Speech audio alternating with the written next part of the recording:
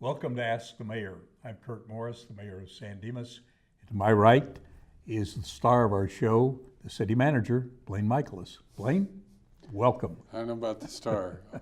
Well, the purpose of this program is to give you an opportunity to call us and discuss anything about the city that you would like to talk about. If you have questions, if you have comments on anything we're doing, even criticism, we will not cry or anything like that. But in the meantime, we will try to go through some updates for you, but please feel free to interrupt us at any time if you have a call, because that's the primary purpose of the program. So Blaine, it's been, we're almost through the first month. I know. 2018, the time just flies on by. I know. As they say, it's 11 months till, no, it's closer to 11 months till Christmas already, so, oh boy. And I know you have several things that you could bring us up to date on and kind of refreshers, and then we'll just kind of take it from there to talk about things that we hope will be of interest to the audience. Part of these things are kind of random because they just kind of came in order, so if you'll excuse the randomness, but again, please call if there's anything that comes up. One thing, as folks know, we contract with the Sheriff's Department for our public safety, they're our police department. And so they have vacancies in the Sheriff's Department. They're recruiting, they're filling positions and starting to enroll people in the academy. And so they've asked if the cities could help them with the outreach to make it available information to people in their communities that there are vacancies in the LA County Sheriff's Department. It's a great career. They pay well and has good benefits. And so in an effort to kind of connect this information to potential candidates, on our city website, we've put a link and some initial information if you or someone you know would at least be interested in finding out more about what it is like to be a deputy sheriff or to work for the Sheriff's Department. And so it's on our webpage now, but otherwise it's LASD Careers. And I mean, there's a wonderful opportunity, to be able to do this because they're looking for people to hire. One of the reasons why they asked the cities to get involved is because the kind of deputies they want, to come from the communities they serve, means that if they get those kind of applicants, then they have a better chance of having those kind of deputies to provide that service in those kind of communities. So they've asked us to reach out. And so if there's someone that's interested in a law enforcement career, the opportunity to work for the Los Angeles County Sheriff's Department could be a great opportunity. And who knows, part of your career would be kind of even spending your time here with us. There are some residents of San Dimas at all levels of the organization, captains, lieutenants, deputies that actually live in our town. In fact, sometimes we're always a little surprised how many there are. I mean, it could be dozens, as I've met them through the years. And so it's certainly been a great career for them, and they enjoy living here, so we're hoping to match those two up. So if you enjoy living here, you may want to be an applicant with the LA County Sheriff's Department itself. Yeah, I think that's great. I do know when I've been to various meetings, as you have, where they talk about they're unable to fill all of the slots that they have available and that it doesn't really has not affected the contract cities that much because we've been able to get the deputies or the numbers that we've requested. But I think there's a concern that maybe in the future we would not be able to have that luxury. So if you know anybody who might have an interest, this is a great opportunity. So check our website, follow the link, and good luck if you choose that as a career. I think also if you're interested in learning more about it from not only just what's written, but giving Captain Berg a call, at the station, or if you see a deputy and they've got a moment, and as far as ask them about their career and to get a better feel for it. But if you're interested in public safety and law enforcement, we sure hope you'd at least give it consideration because it's a critical position for society, and it's a great career for those who moved in that direction. Very good. The other item We'll send the Sheriff's Department a bill for the plug. No, we won't. The other thing that we wanted to kind of remind folks about is that February 1st is a transition for waste management to start to do the billing for their services. They have been using the water company to not only collect the water bill, but also the refuse bill at the same time for years and years. That's changing February 1st. And so hopefully the notices are going out from the water company to let you know that you're going to get another bill from the refuse company. And so when you see that bill, and it should be coming in the next several days, and it comes from Waste Management, and you think, well, where's this? It's something I've never paid or something I'm unfamiliar with. There's hopefully is information available from that bill to explain what's happening. The Waste Management bill will come every 2 months, and so you'll know that there should be an explanation about your service level and what it all means. So we want you to know that that's happening in your utilities and your billing.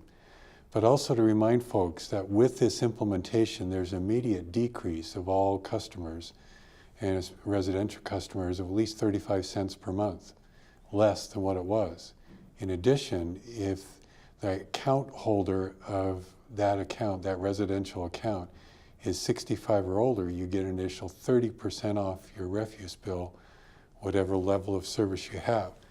Now, if in your household, one of the person who is age 65 or older is not on the account, you can change it so that the account holder can be that 65-year-old plus to be able to get the discount. So it's just, it just needs to be in the account holder's name, and they're happy to make that change.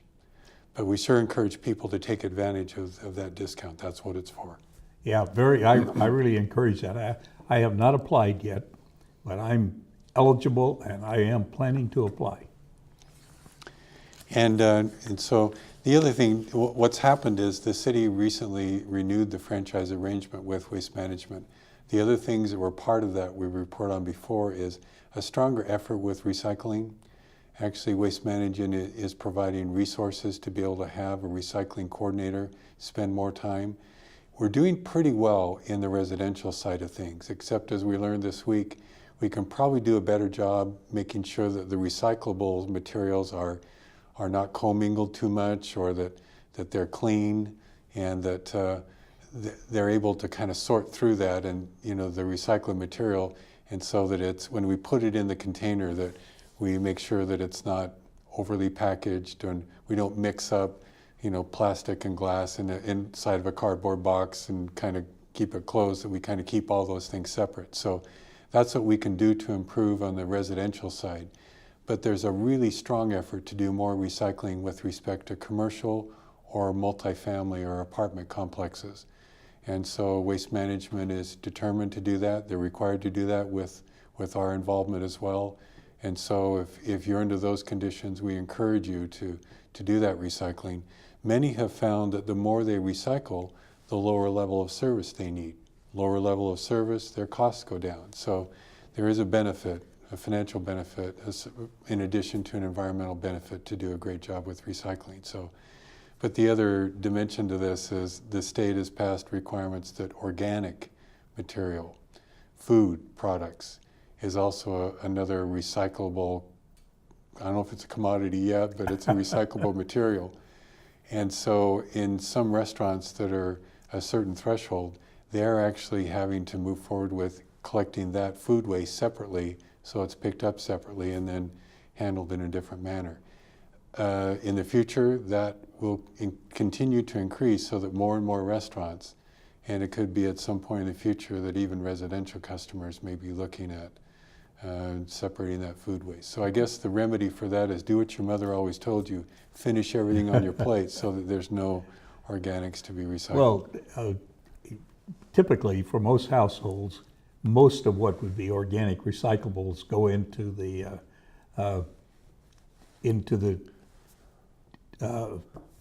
garbage disposal and therefore into the sewer system. And in fact, that gets recycled. Yes. Because down the digesters, way down the line, they convert the solid, the organic waste ended up being converted to methane gas. The methane gas is used to power generators, to do a lot of, electricity is generated. The sanitation districts generate a lot of electricity, which they sell or use for their own purposes. And Waste Management and some other companies are actually have processes where they use, the methane gas is created and it's actually converted to a liquid fuel, and they run trucks on it. So it's all, the recycling of organics typically is to, because I don't know what else you'd use them for, but it's typically to gas. So it's recycling is a good thing. There is a challenge because the Chinese, who have bought most, they're about 60% of the market for our recyclables from the United States, and they have imposed their standards of what they will accept have changed. They want everything to be cleaner. They don't want to have like pizza boxes that have grease in them or anything like that. Plus, they are also limiting the amount that they're buying in the United States because they are increasing recycling in China. So one of these days, the recycling would be a problem. What do we do with the recycled material? But we're not there yet, and so we're moving on. There are a lot of things that are recyclable that really work well. Paper, typically, but the corrugated boxes, that fiber that's paper making system is called kraft. That paper is recyclable many times. The fibers are pretty strong, and it works out pretty well. So recycling is a very important thing. The state is committed to it, and we're all required to be committed to it.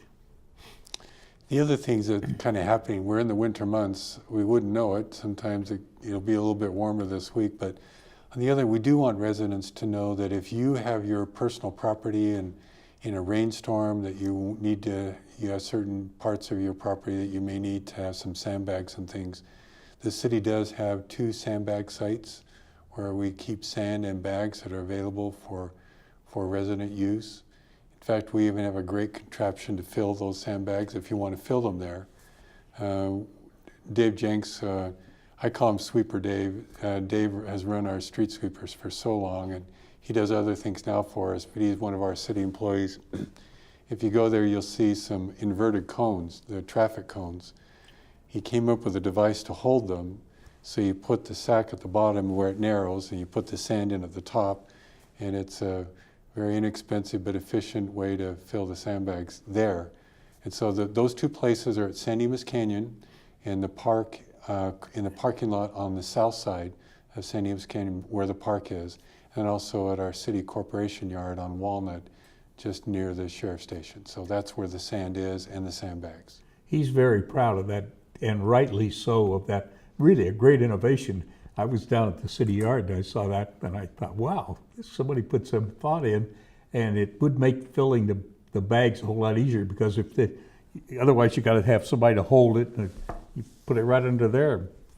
You have a funnel essentially, and well, you know, we ingenuity. I hope we have a minute. Maybe I can just talk about Dave Jenks. I think that would be a real good idea. Because Dave, at the end of May, is having his 40th year with the city of San Dimas. And it's a wonderful milestone. Well, when Dave was sweeping the streets, he told this great story. And he's sweeping the street on the corner of Gladstone and San Dimas Avenue in the wee hours of the morning, one morning.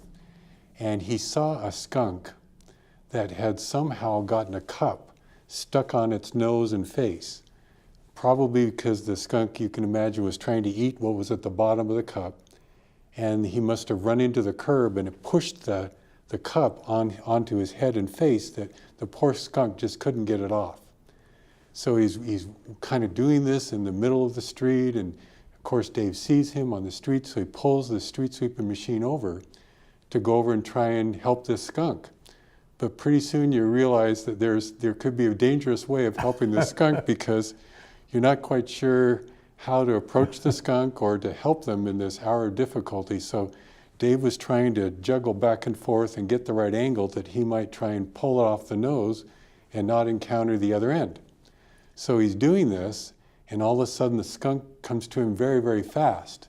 And so he's already kind of hunched down trying to reach that up. So now he needs to back up very quickly in that position, and just went kettle over teacup, and poor Dave did a somersault right there in the street because he backed up very quickly because skunks cause you to do those kind of things, and wasn't sure where the skunk was by the time he came out of his backward roll. Well, apparently all of that excitement somehow got the cup off of the skunk, so the skunk was a little bit deranged, shook his head, and then just trotted right off. And Dave, with the scratches on his elbows and knees, was just kind of leaned back and was able to see the skunk head off into the night.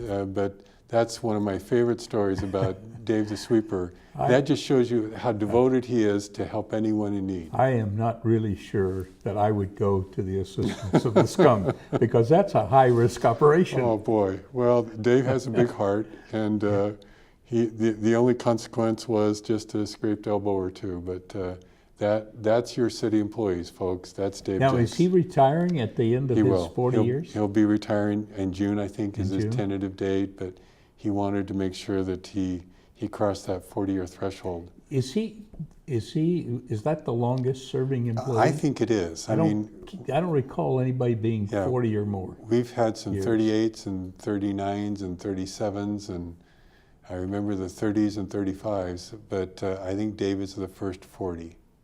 But he started as a teenager and has just been with us all this time. And what a great employee, great person. And as we talked about it the other day, he said, I just look all over the city. I look at the parks, and the trees I planted were that big, and now they're this big. And it's one of the things that I think you can look back on in city work, because you can see the results of what you've done. And especially if you worked on a number of projects. San Dimas has great facilities throughout the community, and he's proud of the park work he did. And he knows where the storm drains are, because he's cleaned them. And not the ones that you see that are easy to get to either. The ones that are down the slope and at the bottom and can get overgrown and they're full of all this stuff. And Dave has done all of that work and done it with distinction. And when we talk to the guys, they say, does the town look okay? The town looking good? And that's the way that's on their mind. That's how they want to approach their work, is to make sure the town looks good. I think we can't say it too often that we have a great crew of people working here. And it's not only the ones here in the City Hall that we see all the time, but the people who work and do the job in the streets and the parks. We have a great crew. Yeah. And I think that it's I believe it's universal, really, of the people that they have felt this was a great place to work. Right. And Blaine, I have to say that I think a lot of them think you were a big contributing part to that. That you create an atmosphere here of that we respect and like the people that work here, and we all like each other and appreciate the job people do, and as a result, they do a great job. Well, I think it's a mutual thing. I mean, they give that kind of support, which allows you to give that kind of support. And so by the way, I start my 19th year, this next week, and it's been a great ride. It does not seem that long. And it's continuing. And so that's good. It's something because I feel the same way that the other employees would from that perspective. It's just a great system and organization and to be involved in, and it allows you to give that kind of investment that you'd want to put your career into this. So it's been a wonderful thing. Well, it sounds like a eulogy or something, so maybe we ought to... Yeah, we don't want to have that. Keep in mind, folks, that there's the Mayor's State of the City, which is an annual event, is coming up. The date is February 7th, and it'll be at 7:30 a.m. It'll be at the Senior Center Community Room, which is the building across the way here from City Hall, and it'll be the opportunity. The mayor will provide some summary of what's been happening and always give some commentary on some things in the future and some of those things. So we invite you to put that on your calendar, 7:30 a.m. on Wednesday, February 7th in the Senior Center Community Room. So and breakfast will be available. Yes. You do not have to have breakfast in order to come. You're welcome with with or without. In fact, if you want to have a cup of coffee, you won't have to pay for that. And the cost for the breakfast is a modest amount. That we want to try to make this available to everybody that wants to come and listen. I sort of report on the things that have happened, and it's I think it's, in addition, it's an opportunity to Blaine may even help and answer the questions that I don't know the answers to. But if you're at all interested, I realize 7:30 is pretty early in the morning, but the date is the 6th? 7th. 7th. Yeah. That is 2 weeks from yesterday? Yeah, let me make sure. Is that right? Correct. Yeah, 2 weeks from yesterday, or Wednesday, February 7th at 7:30 a.m. Okay, be there. And Curt, we really appreciate you doing this. I mean, it's kind of traditional, but on the other hand, it's a great opportunity for the community to have the benefit of a report, and we all appreciate that. Maybe we can kind of talk about some things that happened this week at the City Council meeting. You know, by the way, folks, we sure hope you'll call us to interrupt anytime. But there's some things that we dealt with this past week in the City Council meeting that might be interesting to folks. And I'll kind of introduce the topic, Curt, and you can kind of run from there. There is state law allows for cities and municipalities to pool together and become, in essence, an entity that can buy electricity and be able to use that electricity through the Edison system of distribution. If the cities choose to join and organize themselves that way, then they actually go out in the energy market and purchase electricity, and then it's delivered through Edison's wires and systems. But the theory is that if you can buy electricity separately, you might be able to achieve a savings. Or if you wanted to buy certain kinds of electricity, like green energy, or you wanted 75% of the energy to be green or 100% of it to be green, you would have those options to be able to go out in the market and buy it. It's kind of a big decision for the city, and all the cities in Los Angeles County are facing the decision now because the county has introduced the idea of where the cities could get together and create this entity and get in the electricity business. And so some of the cities are, actually 24 have signed up at this point out of 88 cities in LA County. And so that decision is before our city council now. And so we'd received a presentation from that group in November and thought that it would be good also to have a presentation from Southern California Edison, who is the provider of electrical services for us all, as far as just how they react to the program and some background information, and then how the two programs may relate to each other. And so we held that meeting this week, where the Edison representative came and spoke to us, and the result of that meeting was that San Dimas has decided to wait and see.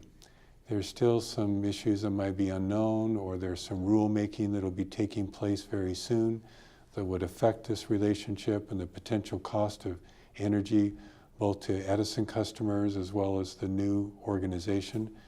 And so the thought was to just not act now and wait till these rulings are done and see how the program would get started a little bit. So that's what we did, this Tuesday evening. One of the things people may not be fully aware, a few years ago, the delivery of electricity was changed from being a public utility to a market-based competitive business.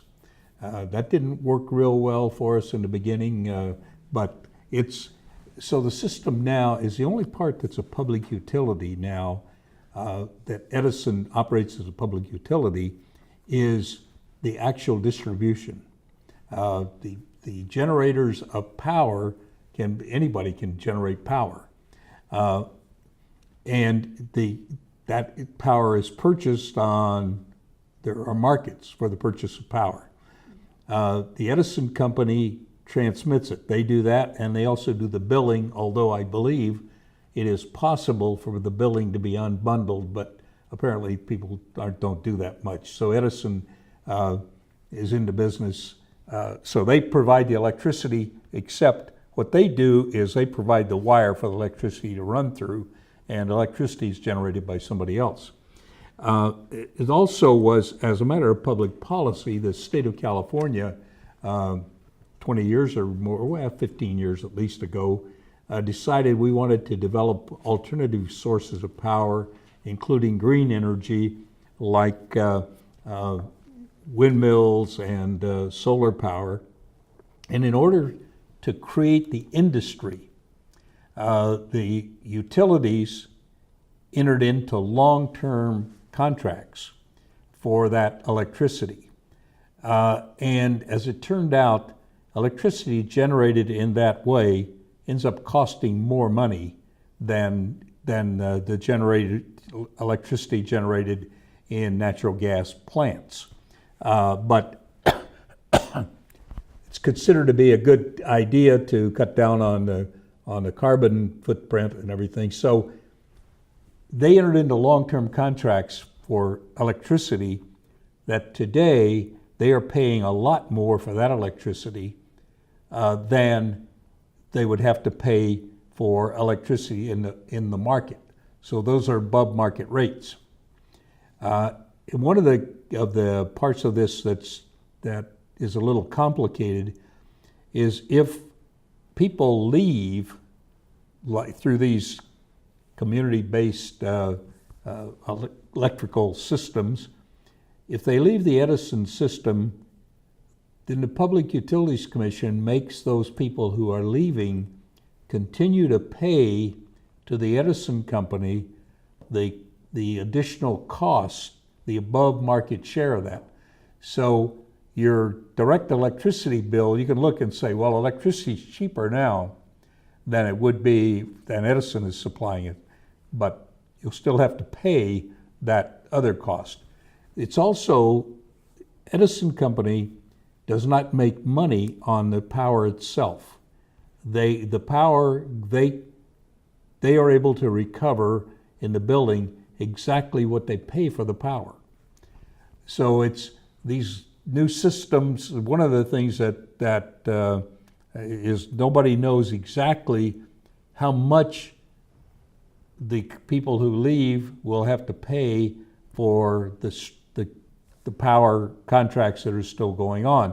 And that's one of the uncertainties that we wanted to know about. The other thing is that if the city does this, everybody in the city will automatically be changed over to getting their power from that source. You won't notice any difference at all because it's still coming through the Edison company. You flip the switch, it does all of those things.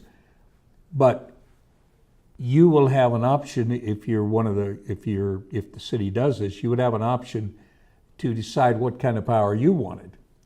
You also have the option of opting out of this, but you have to do something to opt out and go back to Edison. So one of the reasons I think the city council wanted to look at this, some cities are actually doing this right now, but there are uncertainties, and it's sort of a big burden for us to make a decision on that will put a responsibility on all of you to opt out if you don't like it. So I really think it was ultimately a 5-0 vote of the city council that we're going to wait, see how this all works out. We're primarily interested in how the Public Utilities Commission rules on how the formulas will be to arrange for the repayment of the fact that there are long-term contracts that are above market rate. So I think we've heard a lot about this, and I think the people, both the Edison company and the people who are organizing this operation and their consultants, they've pretty much all given us the same information. Yeah. This is not a case of anybody coming and saying, oh no, what they're telling you is not true. But it's just there are some uncertainties and some unknowns, and we would be placing a burden on you. If this were a situation where by joining all we did was to have our citizens say, yes, I want to change, that would be one thing, but you have to go to the effort of saying, no, I don't want to change. So that's what's happened. A member of the public came and spoke, and he was a person who was opposed to this change, and I think that realistically, we're wise to wait a little longer. And describe, it's a very complicated process, and you've explained it very well, but I thought the guy Thursday night had a good analogy. Edison goes out and buys electricity and makes a commitment to pay for that, to provide electricity for us for long periods of time. So he said it's kind of like all of us going out to dinner, 7 of us. And we all order something off the menu, and we've committed ourselves to have that dinner. So what happens if even after the dinner is served, 2 of us decide we want pizza? And so they leave the restaurant and go over and get pizza, but we're still there in the restaurant, 5 of us, with 7 plates of food, and we're going to be expected to pay the bill, or we're going to be doing dishes all night. So when Edison makes these financial commitments, and that's what's before the Public Utilities Commission on one of these rule determinations is, why should the 5 who are left at the restaurant pay for the full 7? If those 2 wanted pizza and they left, they should still bear the cost of their meal that they had already ordered or that was purchased or ordered for them. So I thought there was an interesting way to look at this. But with all of those questions, we'll just wait and see. If it turns out to be a good thing, then it will prove itself. And the questions will be answered, and we'll have a much better, more informed decision at some point in the future. On the other hand, it could be that what looks to be cheaper today may in fact not be the best alternative. And the one thing, no matter what happens, the service will still be provided by the public utility, which in our area is the Edison Company. So we will, whatever we do, we will let everybody know a lot of information long in advance of when we are going to consider a vote, if we ever consider a vote to change. This will not be something that will just be passed and all of a sudden you'll find out about it. We will publicize it on every way we have for publicizing things. The other thing that was interesting, I thought this past week at the City Council meeting is we took action to set the speed limits of various streets throughout the city. And our viewers may be interested in how we go about this. In order for us to be able to establish a speed limit and enforce it, we have to do at least every 5 years a speed survey of how fast people travel on all of these streets within the community, except for residential streets can always be 25, but the collector streets, the main arterials and thoroughfares. So once every 5 years, at least as a minimum, we put up the equipment and track how many cars and how many vehicles and how fast they go on every major street in the city. We do it in a scientific way to make sure it's a 24-hour reading so that we can see the speed throughout the day, to make sure we capture all of the number of vehicles that are traveling on that street. And then we use that information to summarize how fast did people go on that time period. And let's use Bonita, for example, right behind us here. So then we calculate the average speed, and let's say it's 42 miles per hour on that section of Bonita. And then we compare that to the speed limit that we've established. Like say it's 35 or 30. Then if it's higher than the speed limit, 85% of higher, then it's not like we have a decision to make. We have to set the speed limit where at least 85% of the people are comfortable in driving. So I know that sounds kind of counterintuitive. Let's say people want to speed along an area and they feel comfortable driving that. Just by the number of people driving can increase the speed limit, and it may not be safe. But the theory of the law is that cities cannot artificially keep a speed limit lower than what people are comfortable driving. Remember the old theory of establishing a speed trap, where you've seen and heard the stories, some cities have a major highway going through their community, and the speed limit's 55 coming in, and then they reduce it to 15 miles per hour, and then you get a speeding ticket. So they call them speed traps. And so the law says that the cities are required to keep it within where 85% of the drivers, the speed that they're driving on that street. So we use this, and if you don't keep it at that level and you write a speeding ticket, and then the driver can take the ticket to court and the judge will simply say, I'd like to see the radar results of your last speed survey to see what they say with this particular street. And if we've not done it within the last 5 years, or we've not paid attention to this 85% rule, then the traffic ticket is forgiven, it's void. So we need to do this. But also, and the other reason why we want to do it is to make sure that we have an assessment of our streets. How fast are people driving? Are our speed limits appropriate? So long story short, folks, so we did this study and determined that all of the speed limits that are currently enforced are in place. None of them should be increased. They're still within the 85% and so forth. And so no speeds or limits are going up. But on the other hand, some are getting very, very close to the point where the city would be forced to increase the speed limit just because of how fast people are driving. Now, I guess we like talking about this with our audience to say, you know, we don't want to get to the point where all of us just keep driving faster, because theoretically then we'll just have to keep increasing the speed limit. And people are already concerned that folks are just driving too fast. We're in too much of a hurry. So the idea of making sure that we consciously drive slower, there's good reason to help us with all this. But so because we're pushing in some, like 7 or 8 of the streets, that we would have to do something like 40 to 45, and that's a lot faster, or 35 to 40. And so that's, some of the streets are getting a lot of pressure to do that. Not yet, but we're getting close. So I wanted folks to know that's how we do it. But the other thing that it analyzes too is how many vehicles are traveling on the streets. And because we do this regularly, we can go back over time and see how much traffic has improved.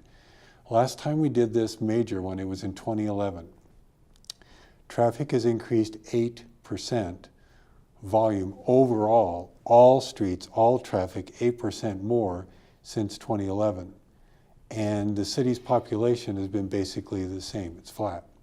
So 8% more vehicles on the road. And which is telling also. I mean, that just goes to show that there's a lot of people using the streets and congestion is a real thing. But we also, it's interesting for us to see where the congestion takes place. Almost all of it is on our east-west streets. And so whether it's Arrow Highway or Foothill or those roads that are associated or near the freeway where if people don't want to travel the freeway, they'll go on Baseline or on Foothill, that those east-west streets are the ones that we've noticed the greatest increase in traffic volume, which would make sense. I mean, that's how people go in the morning and evening, is along the east-west corridor. But traffic volume is up and speeds are creeping up. We're gonna stay the same, but we sure hope that you consciously just go a little slower. Give yourself a little more time. Get up 2 minutes earlier so that you're not kind of pushing it wherever you go, and realize that there's a lot more vehicles on the street. The traffic on Foothill Boulevard, when I leave to come home from work, I come west on Foothill and turn left on, and I just get into the turn lane, and then the traffic is moving so slowly there, somebody stops, so they stop and let me go through, because there's almost a solid line of cars from San Dimas Canyon Road to San Dimas Avenue. Yeah. It's sometimes moving very slowly, but. And you know, I think the peak of that is really those that just don't want to go through the freeway change. They're coming up on the 57 and the metered traffic, and so they, I'll just get off at Auto Center. And well, there's also the big problem of it was a terrible design of the freeway to narrow it right at San Dimas Avenue, just east of San Dimas Avenue. So, you know, they take away a lane there, and why they ever did that. And then it's not that far down Well, another mile or so, it opens up another lane. So they have that, and I guess that'll be there forever. But it's maybe they did that to slow people down. Traffic is a challenging thing. This past week, where there was a major accident at town on the 210 in Claremont, it took people 3 hours to get home, or 2 hours to get home, that more than what it normally would. And there were cars everywhere, just trying to find a way to get east and west, using all the other streets, many streets off of Baseline. So I understand that some of the streets that went north and south, people who were coming from south to go north at that time, they were wondering if they weren't going to be able to get home because people getting off the freeway on Baseline and along there or wherever they could get off just had everything. It was a total mess. The 210 freeway, I looked it up the other day, I might have mentioned to you, the 210 freeway along the corridor here is nearly 250,000 vehicles in a 24-hour period, 365 days a year on average. That sounds like a lot, doesn't it? 250,000 people, east and west, every day, day after day. It's a lot of travel. That does seem like a lot. So, by the way, the action of the City Council on the speed limit, we decided to postpone it 2 weeks. There was a point that we needed to double check in the ordinance itself, and so it was not enacted this past week, but we will be on the City Council's next agenda. Now, we do have, as I recall in reports of things, if there are some specific safety hazards that you can document, you can have a lower speed that can be enforceable. True. There are certain facilities like hospitals or senior centers or parks or schools. Now they have kind of their own requirements, but we do have the authority to reduce speeds just simply because there's a senior center building in that area, or there's a park or some feature, or a road design where there's a turn of a certain degree or something. We can use our traffic engineer to make a determination that even though people are driving that fast doesn't mean it's safe. And so we can override that 85th percentile, but we have to have good reason. But folks, we don't want to kind of put ourselves in that position where we're trying to make those determinations all the time. Slower is better in the downtown streets. It is, and I know it's harder, but just getting up a few more minutes earlier, or just being a little more patient and giving yourself some time, will pay off. And it'll make it safer for our community too. Because we do get a lot of complaints about speed, and ironically, they come from the neighbors, and it's the neighborhood. Yeah. And so, in other words, we could solve our own problem just by driving a little slower. The other thing that happened this week, it happened the same evening as the City Council meeting, is every year now, there's the countywide, there's a homeless count that's sponsored by the homeless organization. And so they designate 2 nights. Oh. Hello, you're on the air. Thank you very much for calling. Hello, Mayor Morris. I have a question. I needed something answered.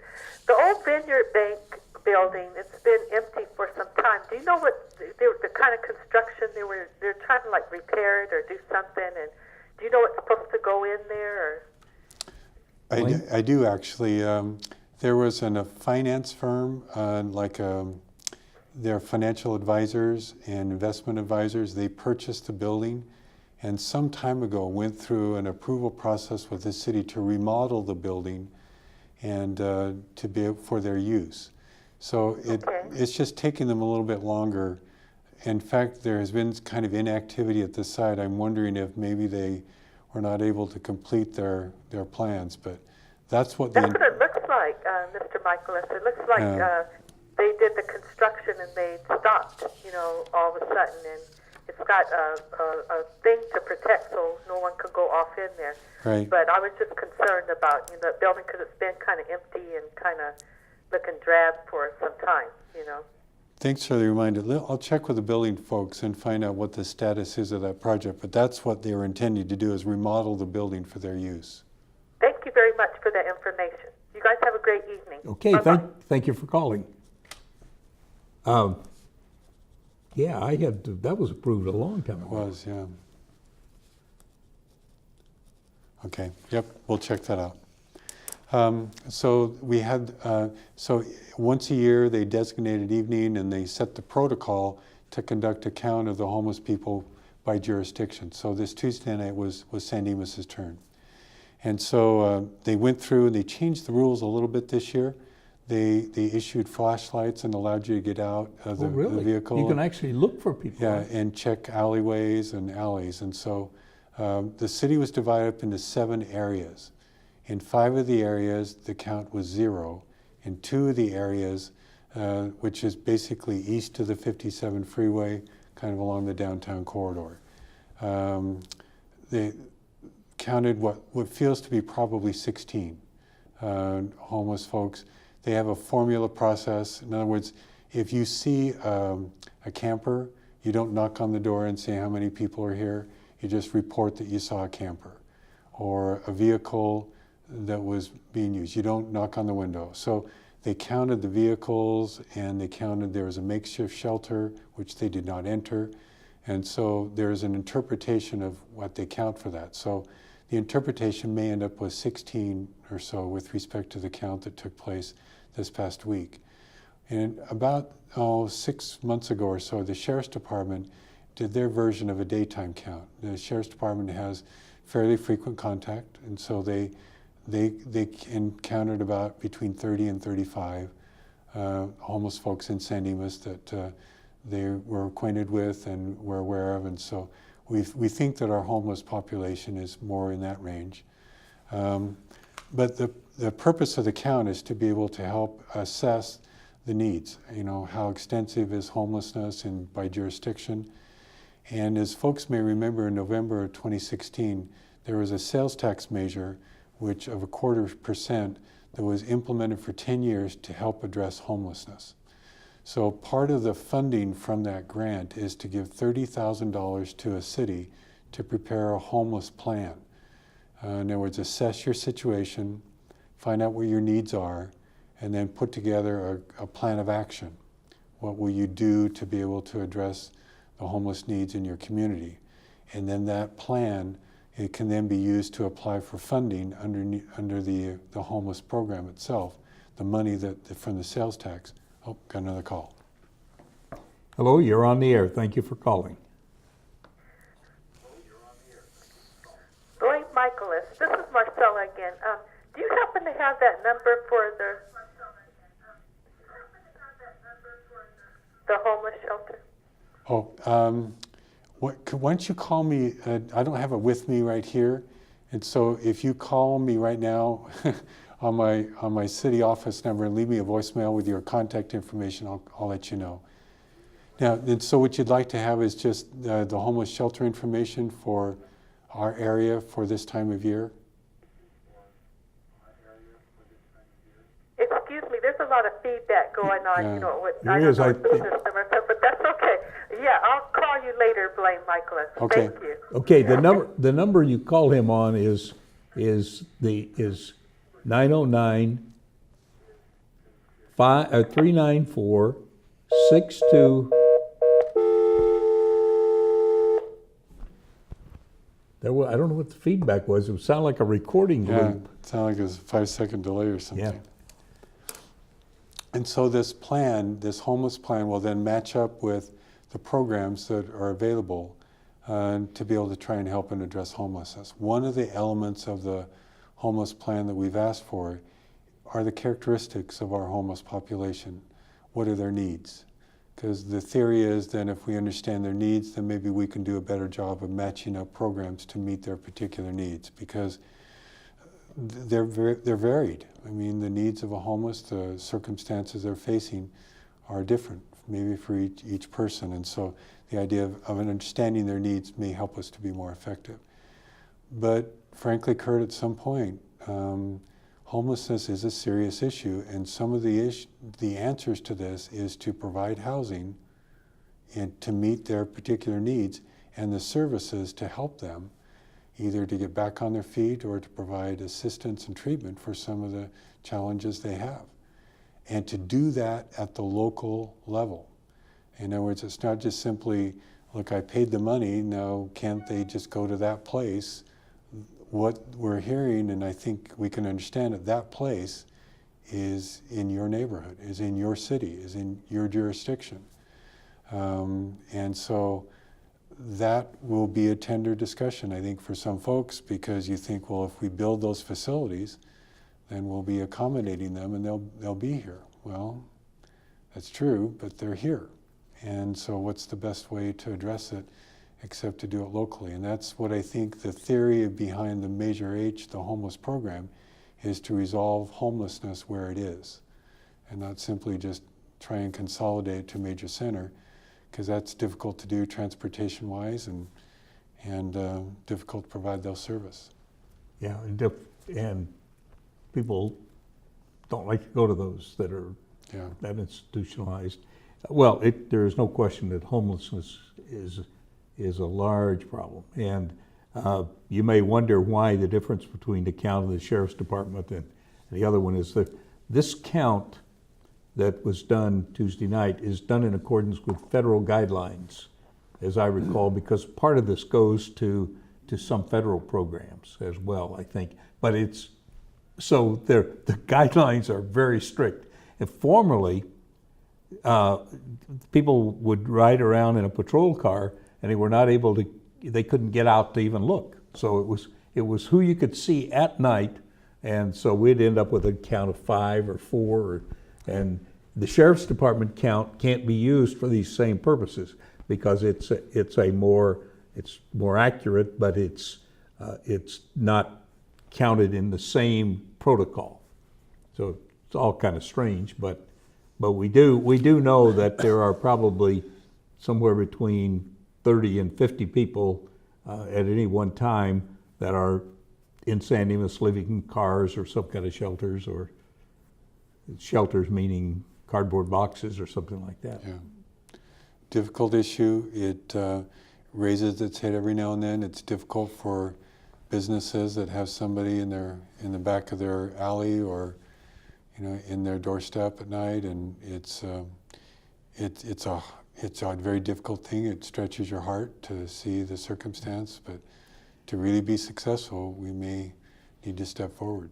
Blaine, or maybe another thing that you might spend a couple of minutes talking about that's kind of good news, and although this is not official yet because we don't know until we actually submit some documentation called basically a request for payment of a reimbursement. This has to do with the loans that were made by the city to the redevelopment agency, and those were done. A small city like San Dimas, whenever we would advance money to projects and we would make a loan from the city. We did have some that have been around a long time that we actually funded by selling bonds and pledging the money. But for a small city doing small projects, it's very expensive to sell bonds. So the city was the primary financer of the redevelopment agency, and when land was sold, they get paid. So when the redevelopment agency went out of business, it owed the city quite a bit of money. So Blaine, you might want to just give some people an idea of kind of where we are, what the magnitude of this is, and what our reasonable expectations are of getting paid, and how long it might take. So when redevelopment was dissolved and they were deciding what to do with these debts and obligations, the position the state took was, well, if you have bonded debt, if you borrowed money and there's shareholder or bondholders, then we'll certainly give you money to pay that debt back. But when it came to a city making the loan to do the project, they wanted documentation. So they said, we want to see loan documents, we want to see a payment plan, we want to see a covenant to pay, we want to see the transfer of a journal entry to show the transfer, and so forth. They came up with kind of all these requirements that we may or may not have done when we first did it. So they're kind of retroactively applying these. And so particularly with the loans, the city loans, we've been working with the state to provide the documentation we had in order to have them approve them. So there are 4 loans, and 2 of them have been approved with the State Department of Finance. They were recent loans, and so we had more information available on them. But we still had about $12 million of outstanding city loans that still was clearly owed the city. And the state said, well, you just don't quite have this kind of a document. We did have these well documented. Yes. And they were documented on both the redevelopment agency. They just weren't documented on a form that had the same name that the Department of Finance wanted to have. So there's been some cleanup legislation to try and, because we talked to our legislators and said, this is a legitimate loan, legitimate money, and a legitimate obligation. And so our legislators tried to put together some cleanup legislation. We appreciate that. And it kind of pushed the state to be willing to look at other information that's more accurate, that can help this process through. So using the newer language, as well as just digging through our files, we feel we've found the documentation that the state is looking for, because it's what they asked for the last time. We got 5 more minutes, Curt. Okay. So it looks like we've been able to find the documents that are labeled the way that the state, wants them done. And so we are in the process of preparing that information and sending it to Sacramento, and with the optimistic hope that this will be the information that will resolve all the remaining issues with the San Dimas Redevelopment Agency's dissolution, and will provide the city the ability to receive its money back. And in addition to our money, the principal we loaned, we also, I believe, an interest rate has been set at 4% per annum from the date the loan was made. Now, that's a lot of money. Seems like a big windfall, but we only get paid in installments as money is available. So we have some estimate of how much we might be receiving per year, I believe. It will be about $1 million a year, with 20% of that payment going toward the city's housing fund to address, our housing programs. Then the balance is owed to the city. And that will take, because of the time involved and money, about 12 to 15 years of those payments. Yeah, this 20% is in addition to, we have already paid back the loans to the house, the actual loans. The redevelopment agency was a great agency for helping to build and to do various projects of things that were to provide affordable housing. We could buy down the rents for 40 years or 50 years. The Avalon apartments include within that some rents that are lower based on a payment that the redevelopment agency made. So 20% of the income of a redevelopment agency had to go into housing. That has already been paid back because that had to be paid back first, right. Any loan that came from the housing authority. So this is an additional 20%, which is fine because, it could be general fund money, but it will enable us to fund some really worthwhile things that we do now that we are doing with other ways, like helping people with rehab on their homes and really great community programs. But it is good news that over the next 15 years or more, the city will be getting income of around $1 million a year, plus or minus. So it's been a long struggle. Our city attorney and Ken Duran, the assistant city manager, have become experts in this. They went to Sacramento and met with the people, and they've done a yeoman job, but it's really paying off for the city. We have already received a payment on those other 2 loans. We've received payments, so this will continue on. I believe that just about takes care of our time. Did you have any last comments you wanted to make? No, I think we've covered some good things tonight. If there are things that you still have questions on or things come up, that give us a contact at City Hall. Actually, the email that's on the screen, the television screen, I receive that all the time, and email questions is also a great way to get a hold of us. And if you tell us anything you'd like to talk about, we'll talk about it. So for those of you who listened and those who called, thank you very much.